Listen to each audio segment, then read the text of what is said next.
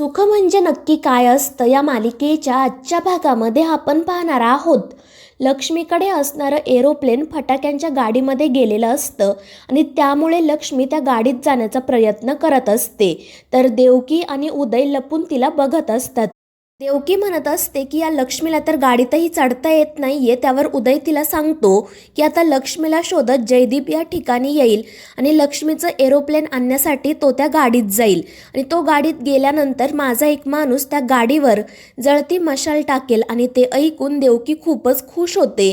मात्र ती उदयला विचारते की त्यानंतर काय होईल. त्यावर उदय तिला सांगतो की त्यानंतर आतषबाजी होईल आणि मग तो आनंदाने गाणी गायला सुरुवात करतो. त्यामुळे देवकी सुद्धा खुश होते आणि ती तिथेच डान्स करायला सुरुवात करते. मात्र उदय तिला थांबवतो.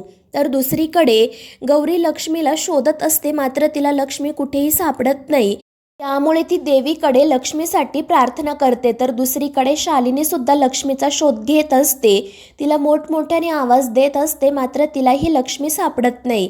तर जयदीपही रस्त्यावरील माणसांना लक्ष्मीबद्दल विचारत असतो आणि त्यातील एका माणसाला लक्ष्मी दिसलेली असते. तो जयदीपला सांगतो की पलीकडच्या रस्त्यावर एका गाडीजवळ ही मुलगी उभी होती आणि त्यामुळे जयदीप पळतच त्या ठिकाणी जातो. तर लक्ष्मी त्या गाडीमध्ये चढण्याचा प्रयत्न करत असते आणि तिला सुखरूप बघून जयदीपच्या जीवात जीव येतो. तो पटकन लक्ष्मीजवळ जातो आणि तिच्यावर खूप ओरडतो.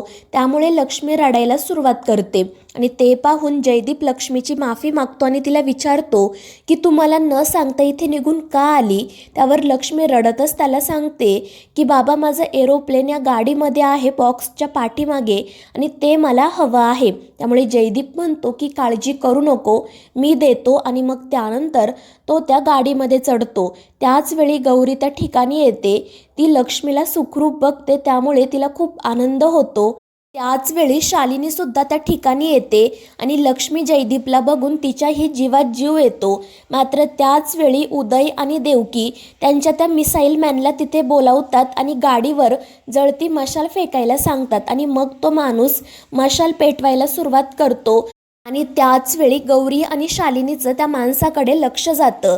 तो माणूस ती मशाल गाडीवर फेकतो आणि ते बघून या दोघी जणी खूप घाबरतात आणि एकाच वेळी पळत गाडीजवळ जातात आणि गाडीचं शटर बंद करतात आणि त्यामुळे ती मशाल त्या शटरला धडकते आणि खाली पडते.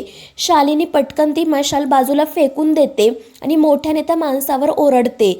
त्यामुळे तो माणूस, देवकी आणि उदय तेथून पळून जातात आणि ती जोकरच्या वेशामध्ये असणारी माणसं नक्की कोण होती हे शालिनी गौरीला कळत नाही. तर गौरी आणि शालिनीने वेळेत शटर बंद केल्यामुळे जयदीपचा जीव वाचतो. त्यानंतर शालिनी गौरीला म्हणते की बघितलं ना गौरी, हा सगळा प्रकार तुझ्या डोळ्यांसमोरच घडला. मी यात काही केलं नाही, प्लीज माझ्यावर विश्वास ठेव. मात्र त्यावर गौरी काहीच बोलत नाही. तर शालिनी म्हणते की गौरी, मला माहीत आहे माझ्यावर विश्वास ठेवणं तुझ्यासाठी सोपं नाही, पण मी हे सगळं कोणाला दाखवण्यासाठी नाही तर स्वतःसाठी करत आहे. मात्र तरीही गौरी काही बोलत नाही.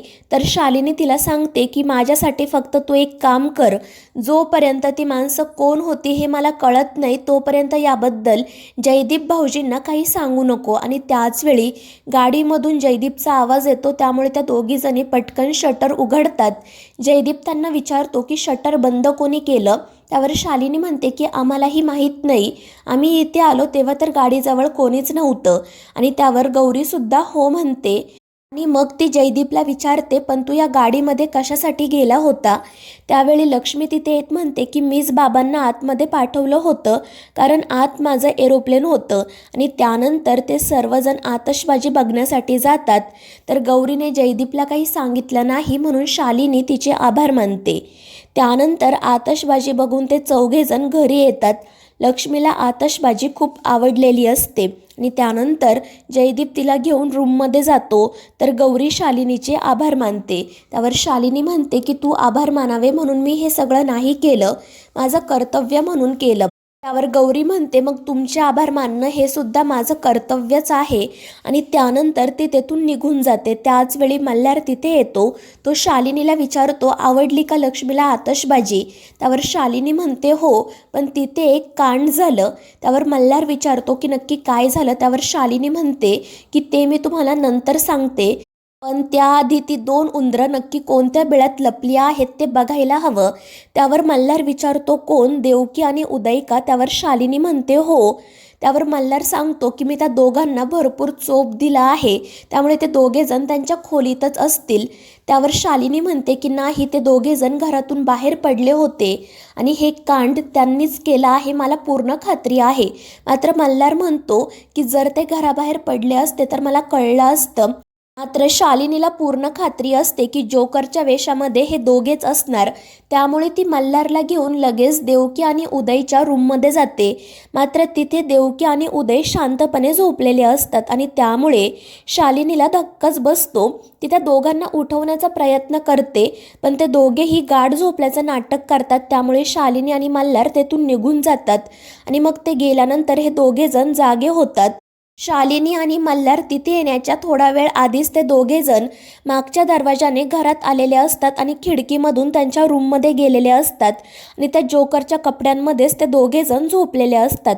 आणि शालिनी मल्हार बाहेर गेल्यानंतर त्यांच्या जीवात जीव येतो. तर दुसरीकडे शालिनी ते जोकर नक्की कोण असतील याच गोष्टीचा विचार करत असते, कारण तिला पूर्ण खात्री असते की यामागे देवकी आणि उदयचाच हात आहे. ती मनाशी म्हणत असते की काही झालं तरी जयदीप आणि गौरीचा जीव जाता कामा नये. आणि त्यानंतर ती कॅलेंडर जवळ जाते आणि पुढच्या महिन्यातली 17 तारीख बघते. ती म्हणते की याच्या आधी त्या दोघांनाही जिवंत राहायलाच हवं. त्यानंतर दुसऱ्या दिवशी सकाळी शालिनी सगळ्यांना नाश्ता वाढत असते आणि सांगत असते की आज पोटभर नाश्ता करा, कारण गौरीला मी सुद्धा मदत केली आहे. तर देवकी म्हणते म्हणूनच नाश्ता चांगला झणझणीत झालाय.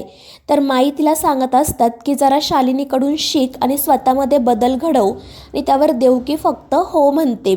त्यानंतर जयदीपही तिथे येतो.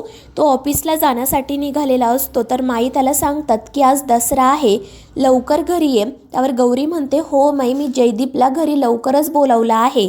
आणि त्याच वेळी उदय दसऱ्याचं सगळं सामान घेऊन त्या ठिकाणी येतो. तो पहाटेच मार्केटमध्ये जाऊन पानं फुलं घेऊन आलेला असतो. त्यामुळे माई त्याच्यावर खुश होतात आणि त्याला सगळा वाडा सजवायला सांगतात. तर मल्हार म्हणतो की माई, तू काळजी करू नको, यावर्षी आपण वाडा असा सजवू की सगळं कोल्हापूर बघतच राहिला पाहिजे. आणि त्यावर माईसुद्धा हसून हो म्हणतात.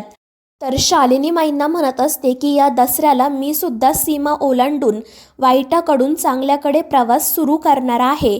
आणि ते ऐकून माईसुद्धा खुश होतात. मात्र शालिनी मनाशी म्हणत असते की आता मला माझी सगळी शस्त्र बाहेर काढायला हवीत, आता फक्त पूजा बाकी राहिली आहे. आणि मग त्यानंतर माई, शालिनी आणि गौरी घरातील सगळी शस्त्र बाहेर काढतात.